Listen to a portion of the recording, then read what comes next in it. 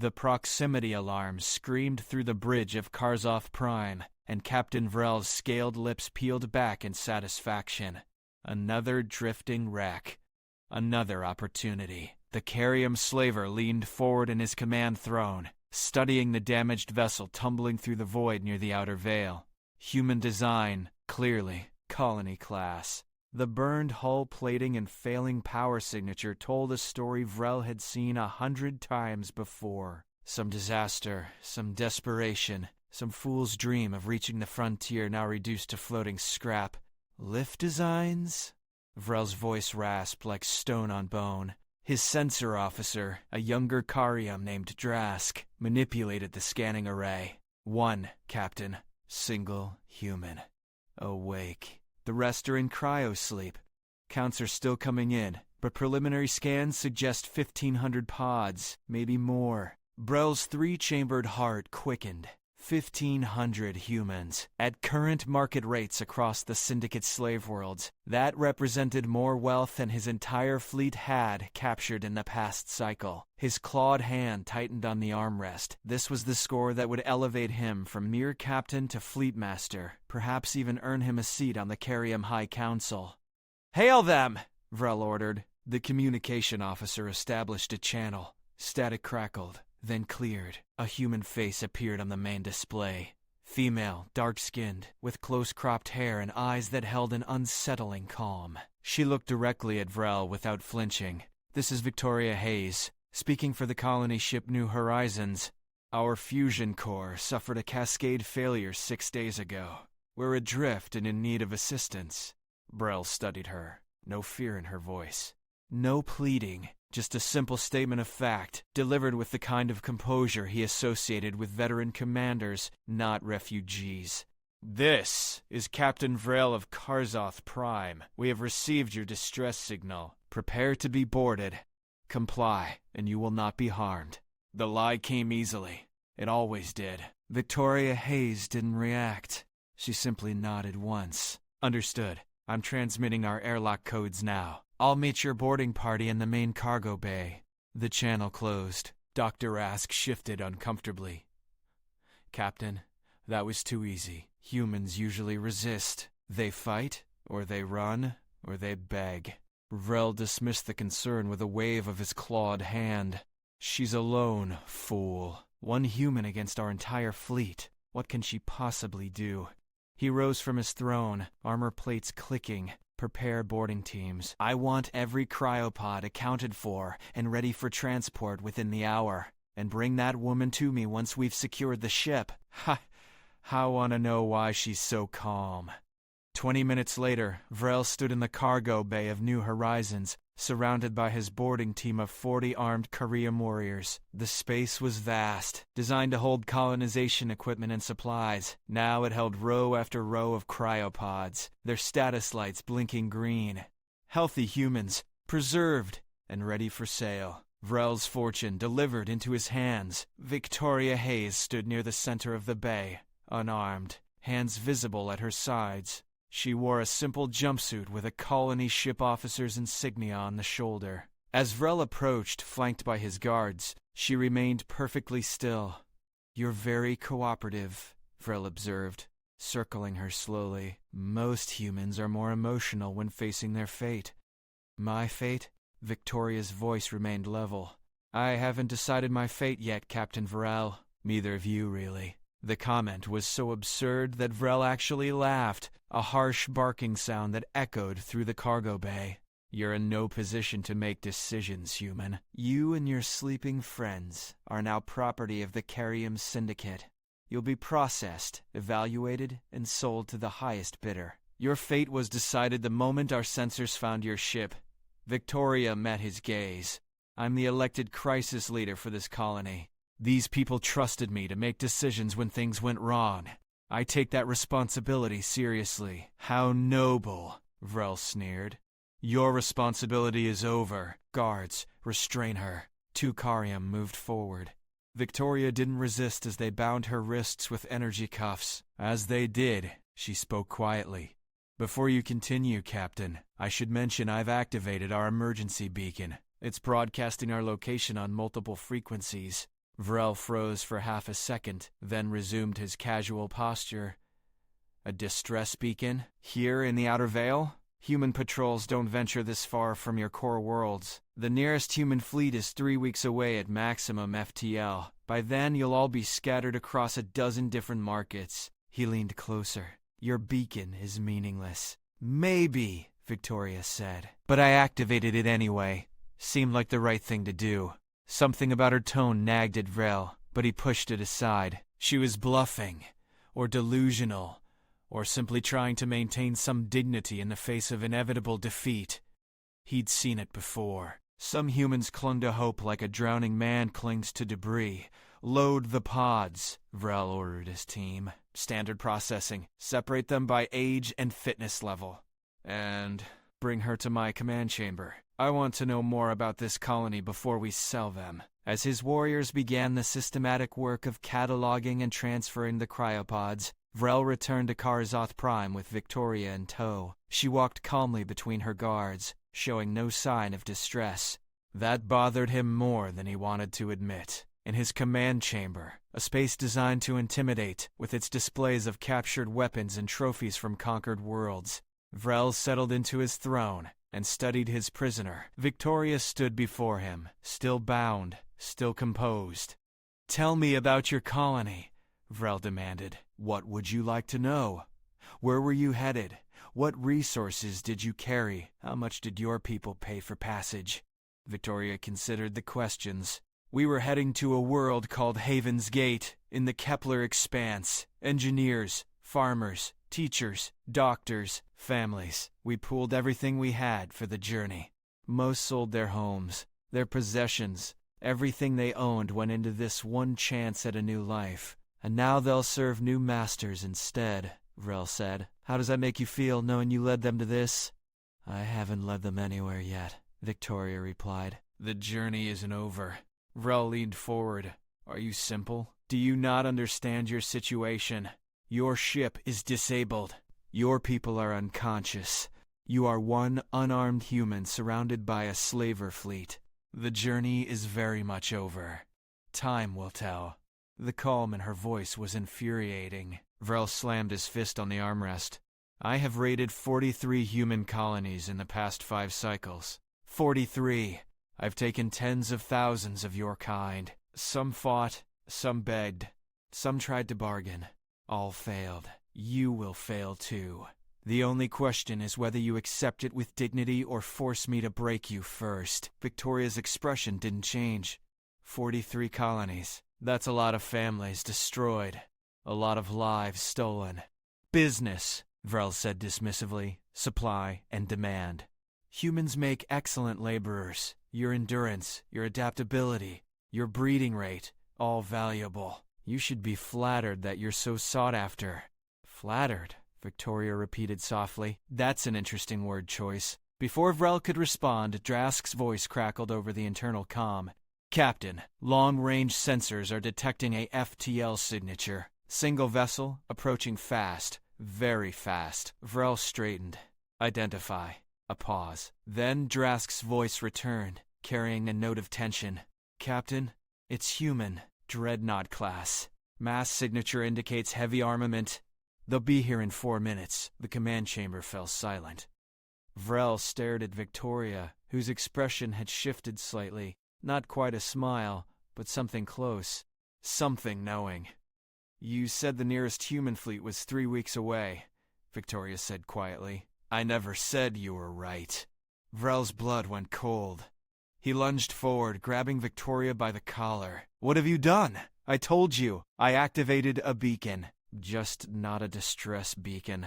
Victoria's voice remained steady even as Vrel's claws pressed against her throat. "It was a homing signal, Captain. A very specific signal, sent to a very specific ship. The UES Valiant has been tracking Karzoth Prime for 6 months, waiting for the right moment to strike. I gave them that moment." "Impossible," Vrel hissed. "We would have detected pursuit. You detected what they wanted you to detect. Human stealth technology has improved significantly since your last raid. While you were hunting colonies, they were hunting you." Vrel released her and spun toward the comm. "All ships, Combat formation. Raise shields. Prepare weapons. But even as he gave the orders, he knew he'd made a catastrophic mistake. His fleet was scattered around New Horizons, ships positioned for cargo transfer, not combat. Shields were down to conserve power during boarding operations. Weapon systems were on standby. He'd been so confident, so certain of easy prey, that he'd left himself completely vulnerable. The U.S. Valiant dropped out of FTL like a hammer from the heavens. The human dreadnought was massive, easily twice the size of Karzoth Prime, its hull bristling with railgun batteries and missile pods. It materialized less than 10,000 kilometers away, close enough that Vrel could see the scorch marks from previous battles etched into its armor plating. This is Admiral Leon Grant of the United Earth Space Forces, to all Carrium vessels. You are surrounded and outgunned. Power down your weapons and prepare to be boarded. Resist, and you will be destroyed. The voice that echoed through the bridge was deep, hard, and absolutely certain. Vrel's hands flew across his command console. Return fire. All ships, coordinate fire on that dreadnought. But the UES Valiant had already launched. Dozens of smaller craft, boarding shuttles, and fighter escorts poured from its launch bays like angry hornets. At the same time, the dreadnought's main batteries spoke. Railgun rounds, each weighing several tons and moving at a significant fraction of light speed, slammed into the nearest Carrium ships. Shields that were still powering up shattered like glass, hull plating vaporized. One slaver vessel, caught completely unprepared, broke apart in a cascade of secondary explosions. "They're launching boarding parties," Drask shouted. "Multiple contacts, heading for our ship in New Horizons." Vrel whirled back to Victoria. "Call them off. Tell them to stand down or I'll execute every human on that colony ship." Victoria shook her head slowly. "You're not in a position to make threats anymore, Captain. And even if you were, I wouldn't stop them. You took 43 colonies. Today that debt comes due. Guards," Vrel roared, "take her to the brig. Lock down all sections."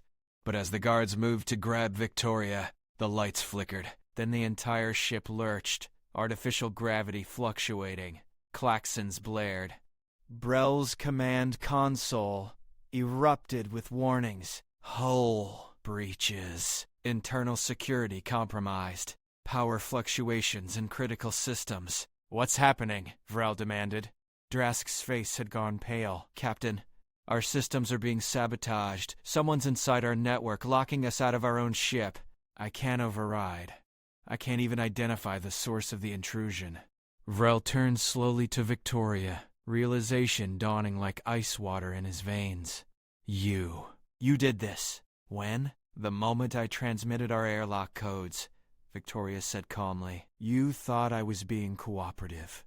I was being thorough. Your security protocols are impressive, Captain, but I've had 6 days alone on a damaged ship with nothing to do but prepare. I'm a network engineer by training, crisis leader by election. Your systems were easier to compromise than you'd think." She took a step forward, and despite being bound and surrounded, Vrel found himself taking a step back. "You see, Captain, I wasn't stalling to survive. I was stalling to position you. Every minute you spent gloating was another minute for the Valiant to close the distance. Every second your fleet stayed clustered around New Horizons was another second your ships couldn't maneuver. I needed you confident. I needed you careless. I needed you exactly where you are right now." The ship shuddered again. Through the viewport, Vrel could see human boarding craft latching onto his hull like parasites. Cutting torches began their work. "Security teams to all breach points," Vrel commanded. But his own warriors were scattered, disorganized, caught between defending against external attackers and trying to regain control of their compromised systems. Victoria's voice cut through the chaos. "You asked how it feels, knowing I led my people to this. It feels like justice, Captain. Every person on New Horizons knew the risks. We all knew this region was dangerous, but we also knew that humanity doesn't abandon its own. We knew that if something happened, someone would come. And I made sure they knew exactly where to find us."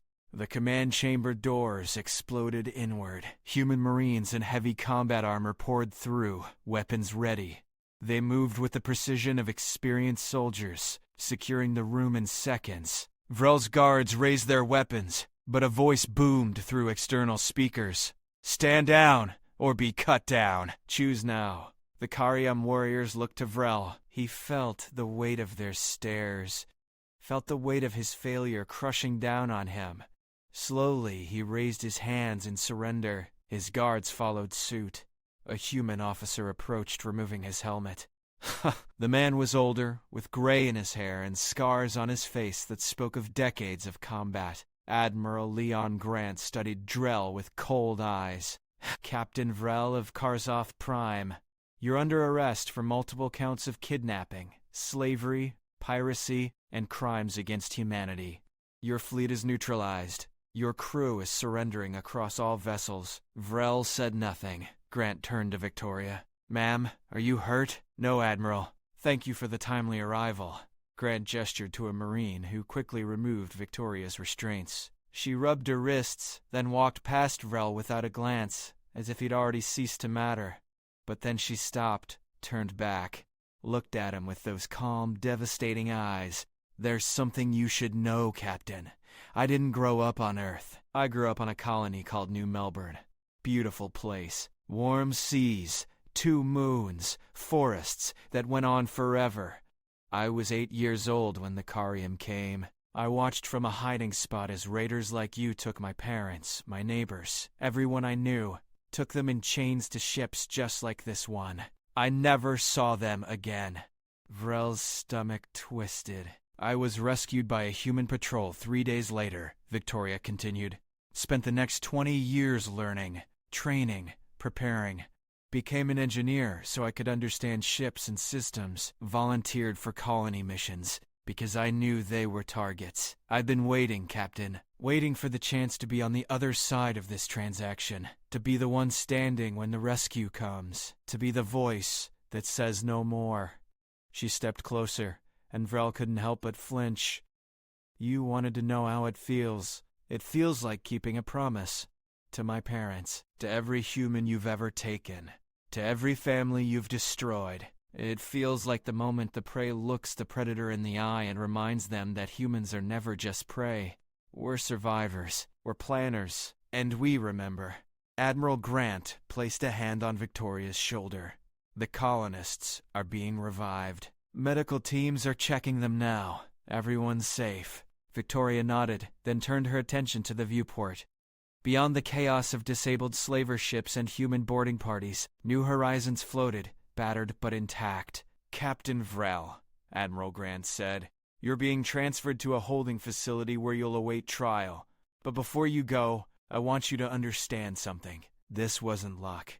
This wasn't coincidence. We've been dismantling your operation piece by piece for months.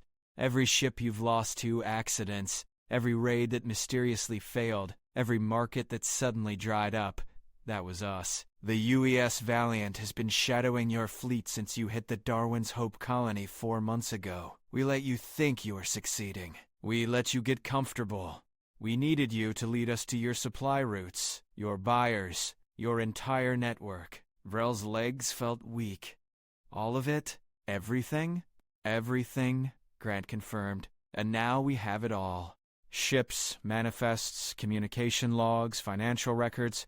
By this time tomorrow, the Karyam slave trade in this sector will be completely collapsed. Your associates are already being arrested across a dozen systems. Your buyers are being prosecuted. Your markets are being raided and shut down." He leaned in close. "You hunted 43 colonies, but you forgot that humans hunt too. We just do it better." Marines hauled Vrel away. As he was dragged from his own command chamber, he saw Victoria standing beside Admiral Grant watching. Her expression hadn't changed. Still calm. Still composed. Still absolutely certain. The holding cell was small, dark, and cold. Vrel sat alone, processing his destruction. Everything he'd built, every credit he'd earned, every bit of status and power, gone. More than that, His entire organization was falling. The communications he could hear through the bulkheads told the story. Ship after ship surrendering. Warehouses being raided. Syndicate members being taken into custody. Hours passed. Then the cell door opened. Victoria Hayes stepped inside, alone. She carried a small data pad. "You," Vrel rasped. "Come to gloat?" "No," Victoria said simply. "I came to offer you something." "What could you possibly offer me?" "Context." She activated the data pad. Images appeared. Colonies. Children. "These are the people you took from New Melbourne 20 years ago." "Including my parents. They were sold to labor camps in the Drethic system. Most died within 2 years. Hard work, poor conditions, no medical care. My mother lasted 18 months. My father made it almost 3 years before his heart gave out." She swiped to more images. "These are from the Darwin's Hope Raid. 80 families. You sold them to mining operations on Krell. 7. 23 dead in the first year. The rest are still there, still enslaved. More images, more colonies, more faces. I could show you thousands more. All your work, Captain. All your business." Vrel looked away. "Why are you showing me this?" "Because I want you to understand what you've done. Really understand, not as statistics or profit margins, but as lives. As people with names and families and dreams. I want you to know every single one of them." She set the data pad down on the bench beside him. "You'll be tried by a human court. The evidence is overwhelming. You'll spend the rest of your life in prison. But before that happens, before the trial and the sentencing and all the legal proceedings, I needed you to see, to know. Because when I was 8 years old, hiding while my parents were taken, I made a promise. I promised that if I ever got the chance, I would make sure the people responsible understood what they'd done." Victoria turned to leave, then paused at the door. "You called us prey, Captain, but prey doesn't come back. Prey doesn't plan. Prey doesn't spend 20 years preparing for one perfect moment. We're not prey. We never were. We're humans, and you just learned the difference." The door closed, leaving Vrel alone with the datapad and thousands of faces staring back at him. Above, in the cargo bay of New Horizons, Victoria stood among the reviving colonists. Medical teams moved efficiently between cryopods, checking vital signs, administering revival protocols. One by one, the colonists opened their eyes to a truth they hadn't expected. A young woman named Kelly Patterson was among the first to fully wake. She saw Victoria standing nearby and reached out groggily. "Are we there? Did we make it to Haven's Gate?" Victoria took her hand. "Not yet. We had some complications. But we're safe now. Everyone's safe." As Kelly's eyes focused, she saw the human Marines standing guard, saw the UES Valiant through the viewport. Understanding dawned slowly. "We were attacked." "Yes, and you stopped them." Victoria smiled slightly. "I had help." Admiral Grant approached, his expression softer now. "Ma'am, we can provide escort to Haven's Gate if you still want to continue the journey. Or we can arrange transport back to Earth if anyone wants to reconsider." Victoria looked around at the waking colonists, at the families slowly realizing they were still together, still free, still alive. "Let's ask them when everyone's awake. But I think most of us will want to finish what we started. We didn't come this far to turn back." Grant nodded approvingly. "I'll have my engineers assess your ship's damage. We'll get you mobile again." Over the next hours, as more colonists revived and the full story spread, something unexpected happened. Instead of fear or trauma, a strange energy filled the cargo bay. People gathered around Victoria, listening as she explained what had happened, how long she'd been planning, how she'd turned their near disaster into a trap that collapsed an entire slaver network. An older man named Raymond Torres stood up during her explanation. "You used us as bait." Silence fell. Victoria met his gaze. "I did. I won't lie about that. I knew the Carrium would come. I knew they'd see us as easy targets, and I knew that if I could keep them here long enough, the Valiant could end them. I made that choice alone, without asking any of you. If you're angry, I understand." Raymond studied her for a long moment. Then he started clapping. Slowly at first, Then faster, others joined. Within seconds, the entire cargo bay erupted in applause. "You saved us," Raymond said over the noise. "More than that, you made sure these bastards can't hurt anyone else. You were the crisis leader we elected, and you led us through the crisis. No apologies needed." Victoria felt something break inside her, some wall she'd maintained for 20 years. Her eyes stung, but she didn't look away. Kelly Patterson hugged her. Others followed. For a few minutes, Victoria Hayes, the 8-year-old survivor who'd spent 2 decades preparing for revenge, let herself be just another colonist, just another person grateful to be alive. But eventually, the moment passed. There was work to do. She met with Admiral Grant in New Horizons' damaged bridge. What happens to Vrel and his crew? Trial. Prison. We've got enough evidence to convict every single one of them multiple times over. The Carium government is claiming they're rogues, not sanctioned by their official military, but we know better. This is going to create a diplomatic incident.